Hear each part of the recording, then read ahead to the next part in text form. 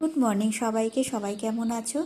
আর এখন ঘড়ির কাঁটায় বাজে সকাল 8টা, আর আমি চা খেয়ে সোজা ঢুকে গেলাম রান্নাঘরে ব্রেকফাস্টের জন্য।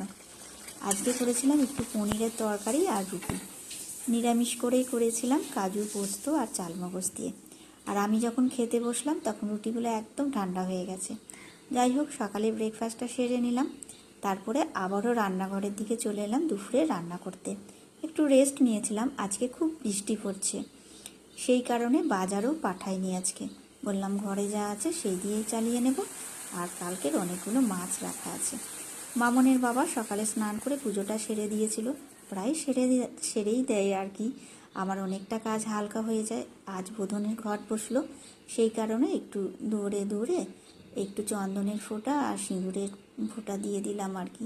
তারপরে খেতে বসে গেলাম। আজ করেছি সয়াবিন আলুর তরকারি, মাছের ঝাল আর ডিমের কারি। তোমরা ভালো থেকো, সুস্থ থেকো। আবার একটা পরের ভিডিওতে তোমাদের সাথে দেখা হবে।